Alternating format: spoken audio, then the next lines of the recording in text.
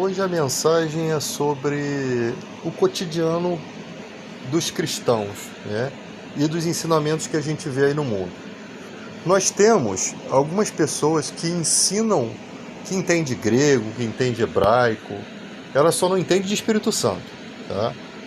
Tem muitos ensinadores que só estão nas redes sociais por fama e dinheiro, canais monetizados, compromisso nenhum com a palavra. Tem até um aí que tem até vídeos dele rebolando em bar, ele não tem vergonha de dizer fuma em live. Vocês sabem de que eu estou falando, mas não vou citar o nome aqui para o meu vídeo não cair. Que tipo de ensinamento eu vou extrair desse tipo de pessoa? Será que o fato dela ter o entendimento, que pode até ser transmitido, né, vai acrescentar o que na minha vida? Porque essa pessoa renega o Espírito Santo. O conhecimento dela, tipo assim, eu não preciso receber um conhecimento de uma pessoa que está com a sua vida renegando o Espírito Santo.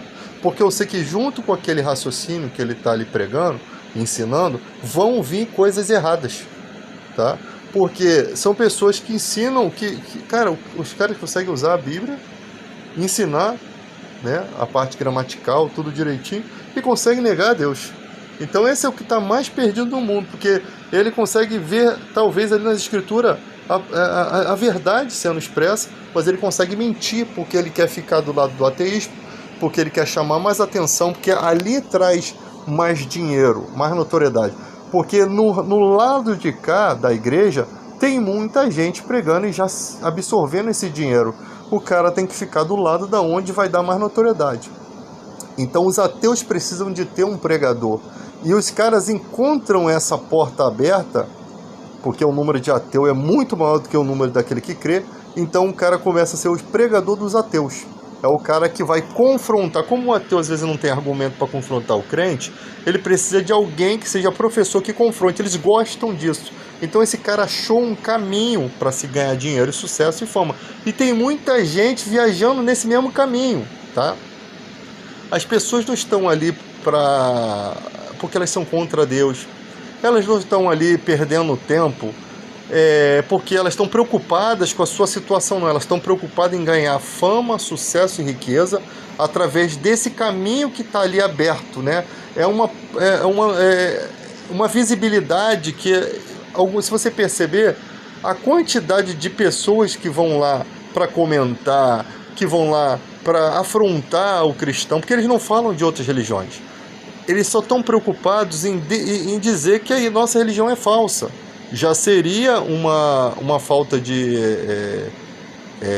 como é que eu posso te dizer? Já seria uma intolerância, só que essa intolerância contra o cristão não gera para elas nenhuma maldade. Porque o cristão não faz maldade. Vai ela ser intolerante, começar a falar de guias de uma religião, falar das outras religiões, que aquilo ali é verdadeiro ou falso, vai ver o problema jurídico que eles arrumam. Eles arrumam o problema até o talo, mas no campo do cristianismo não tem isso. Então, tipo que, cara, há muitos conhecimentos bíblicos não vão acrescentar muita coisa na nossa vida. Porque a Bíblia, ela se resume na seguinte questão: o Evangelho é simples, porque Jesus fala de forma simples. A Bíblia se oculta para os sábios que são arrogantes e se manifesta para os simples. Graça, Pai, te dou porque revelaste essas coisas aos pequeninos. Então Deus, na sua infinita misericórdia, na sua infinita inteligência, ele se revela aos simples, aqueles que para o mundo não são. Ou seja, você vira e mexe vai ouvir alguém falando que o crente é burro, que o crente é... Você vai ouvir esse tipo de coisa. Mas foi para esses pequeninos que Deus se revelou. E isso causa uma revolta tão grande em muita gente, né? Porque os sábios, eles estudam a Bíblia, mas eles não conseguem entender como a gente pode crer em algo que a gente não vê. E o mundo fica pedindo um sinal. Me mostra esse Deus. As pessoas agora estão fazendo isso na internet. Me mostra alguma evidência disso. A Bíblia, se eu mostrar uma evidência disso, a própria Bíblia estaria mentindo, porque a fé é certeza das coisas que se esperam e convicção de fatos que não se veem. A fé, ela não está ligada à lógica ou à razão. Se ela tivesse ligada à lógica ou à razão, o mundo compreenderia. Por quê? Como é que vai aceitar anjos? Como é que a gente consegue crer? É loucura se a gente for botar na ponta do lápis. Crer em anjo que eu nunca vi, em Jesus que eu nunca vi, em Deus que eu nunca vi. Mas nós alegamos que isso foi gerado em nosso coração, conforme diz as Escrituras, a ponto de que a gente não tem como dizer que não é dessa forma. A ponto de pessoas morrerem, mas não negarem um Deus invisível. Por quê? Porque ela sabe que Deus se revelou no coração dela. Então, o mundo não vai compreender isso. A Bíblia diz que o mundo não ia compreender isso. Então, não há novidade aqui, não há nada de novo aqui. A gente sabe que o mundo não aceita as coisas espirituais, elas se discernem espiritualmente e o mundo não está preparado para isso. O mundo não está preparado para deixar o pecado, para abandonar a vida errada. Não há uma determinação do mundo em dizer assim, a partir de hoje eu não vou ser aquele cara que enche a cara, eu não vou ser aquele cara que sai com um monte de mulher. O mundo não está determinado a isso. Quando o mundo não está determinado a isso, o coração dele está com as trancas fechadas para essa revelação. Simples assim. Jesus disse, eu estou à porta, se alguém abrir, eu entrarei e sairei e cearei com ele. Diz que estou à porta e bato. Aquele que vem a mim, de modo nenhum lançarei fora. Se a pessoa for sinceramente, com o coração sincero, eu preciso mudar, eu quero mudar, as portas se abrem. Agora, se a pessoa ela quer o conhecimento sem trazer consigo o desejo de fato de servir a Deus, Deus se oculta dessa pessoa. Ele se oculta, simples assim. Porque não há um verdadeiro interesse de conhecimento. Então muitos sábios vêm com o propósito de quê? De enganar muitos, não recebem o verdadeiro conhecimento. Eles podem saber grego, hebraico, pode falar de gramática, pode ser perfeitamente nisso. Mas a aceitação disso, ele não crê em tudo aquilo que ele está discursando, porque não foi lhe dado o direito a crer. Porque o coração dele não quer se abrir para Deus. O dia que o coração dele se abrir, nunca que ele vai usar uma palavra em grego errada para poder ensinar alguma coisa contra o Evangelho. Ninguém pode dizer Senhor Jesus se não for pelo Espírito Santo. Não é simplesmente da boca para fora. Ninguém pode dizer com clareza, com verdade, né? Com verdade dentro do seu espírito que Jesus é o Senhor, né? Que é o Filho de Deus, que também é Deus Filho. Ninguém pode dizer se não for pelo Espírito Santo. Aí vem o cara e nega a Trindade. Não, mas a Trindade não existe. Cara, existe uma declaração na Bíblia de que o Espírito Santo sonda as profundezas de Deus. Você não tem nenhum ser na Bíblia, a não ser o Espírito Santo, que sonde o profundo de Deus. Que se ele consegue sondar as profundezas de Deus, quem é esse ser? Que ser é um ser abstrato? Que ser é esse que tem essa capacidade de ir no eterno, no perfeito, dentro do coração e saber o entendimento de Deus? Que ser é esse? A Bíblia está declarando. Que ser é esse que Jesus disse assim, ele me glorificará porque falará do que é meu. Que tem essa conexão de Jesus estando no céu, tem essa conexão na terra, essa ligação. Que ser é esse? Então, tipo assim, que ser pode ter essa magnitude se ele não for um onipresente, onipotente, onisciente? Se eu disser para a ciência que o meu Deus não tem esses atributos de onisciência, onipotência e onipresença, eles teriam mais argumento contra Deus do que os que tem hoje, os argumentos de hoje. Porque se eu estou alegando que tem um Deus, ele tem que ser anterior a tudo, ele não pode ter sido criado e nada pode estar oculto aos seus olhos, senão ele não é Deus. Então, quando a gente diz onisciência, onipresença e onipotência, significa que ele é antes de tudo, nada passa despercebido ao seu entendimento. Simples. Se eu argumentasse de forma diferente, a ciência teria argumento suficiente. Não, se o futuro está oculto a Deus, então ele não pode ser Deus, porque o futuro consegue ter poder sobre Deus, consegue se ocultar sobre Deus. Ele não poderia ser Deus. Então, quando eu falo que ele é onipotente, tem todo o poder, onipresente, pode estar em todo lugar, em qualquer lugar, não tem lugar que foge dos seus olhos, né? E onisciente, não tem nada que fuja da sua sabedoria. Então eu tenho certeza que está um argumento tão forte que mesmo que o ateu diga que não é, o argumento do Deus que a gente diz ele está totalmente fechado nesses 3 critérios aqui. Não há nada além desses 3 critérios. Não há nada que você possa falar além desses 3 critérios de onipresença, onisciência e onipotência. Nada foge do mundo, no universo, nem a eternidade, desses 3 atributos divinos. Se faltasse um desses 3 atributos, eu já estaria com um Deus manco, já estaria com um Deus falsificado. Por quê? Porque aquele atributo seria um Deus sobre esse Deus, né? Então, a gente, nesse sentido, a gente está caminhando no ensinamento correto do que a Bíblia ensina.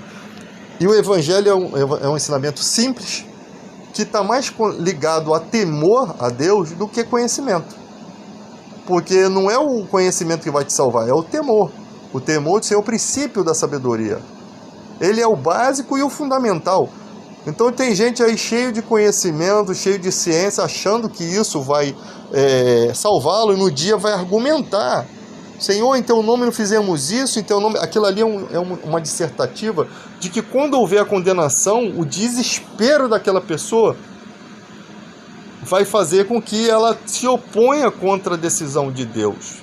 Mas eu fiz isso, mas eu fiz aquilo. Mas em todo o tempo, todas essas coisas que ela achavam que tinha valor para Deus, ela se esqueceu que a santidade era a coisa que ela deveria prezar. Ela poderia não ter nenhuma desses artifícios que ela fez aí, das coisas que ela praticou.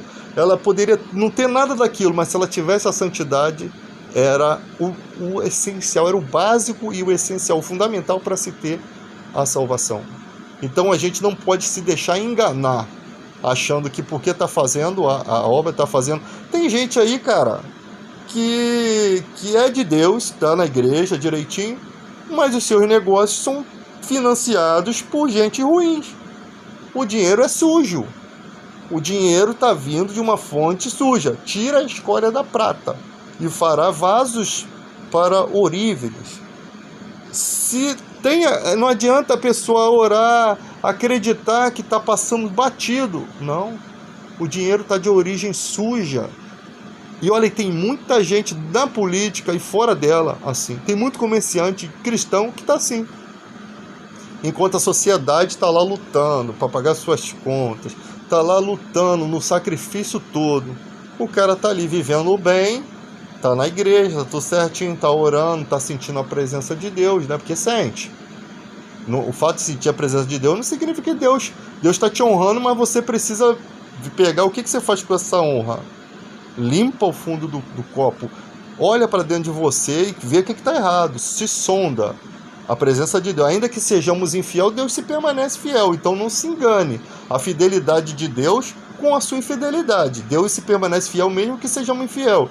Então ele está sendo fiel, mas quer que você desperte. Mas o cara não, ele vai cobrindo aquilo ali. Ele vai passando como se aquilo ali não fosse nada, como se Deus não estivesse vendo, como se Deus fosse concordar com aquilo. Está errado. Tem que voltar do zero. Se não tem mais como sair dessa titica que se enfiou, tem que orar a Deus. Deus, afasta de mim esse cara. Se afasta de mim isso daqui. Aí quando Deus vê a sinceridade no teu coração, poxa, ele não tinha como sair daquela situação. É diferente, gente. É diferente. Ele não tinha como sair, mudar. Imagina o cara que está lá na vida errada, que está com amizades erradas, e de repente esse cara, eu não posso ficar assim, meu Deus, me ajuda, o que eu faço? Eu sou um bandido, eu sou um criminoso, eu tenho conhecimento de criminosos, eu me dou com pessoas que têm muitas mortes das costas. Como é que eu pede ajuda a Deus?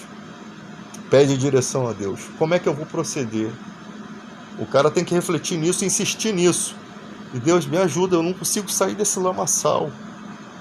Os clamores de Davi, você vê que lá nos Salmos existiam momentos que Davi estava entregue a esse tipo de lama, que a gente não faz ideia de qual lama que ele se enfiou, mas era um homem de guerra, né? Às vezes faz acordos com reis que não vale porcaria nenhuma, e ali fica preso, né? E ali fica sujeito ali, às vezes tem que falar alguma coisa para agradar a pessoa, às vezes você tem que ser desonesto para agradar, porque você não pode desagradar A, B ou C. Então Davi estava no lamaçal. Quando você está no lamaçal, quando você vai fazer uma coisa que você sabe que é injusto, você não quer fazer, as pessoas estão forçando você a fazer, o que você faz? você pede a Deus para que não aconteça, que você não precise passar por aquele testemunho falso, porque você não precisa passar por aquilo. E Deus vai te livrando, né? E Deus vai, porque para você não passar aquela vergonha. Mas o que você faz com aquilo depois que Ele te livra? Você se esquece de Deus? Então muitas vezes Davi passou por essas situações. Então a gente tem que aprender, um homem segundo o coração de Deus, ainda tinha muitas coisas ainda para se resolver, né?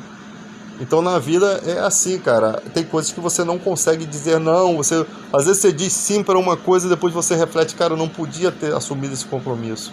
Esse compromisso está errado, eu não podia. Aí você fica clamando a Deus para que aquilo não precise ir à frente, para que aquela coisa não funcione, porque aquilo vai te trazer problema, vai te trazer frustração, você vai ficar mal com pessoas, você vai passar, sabe?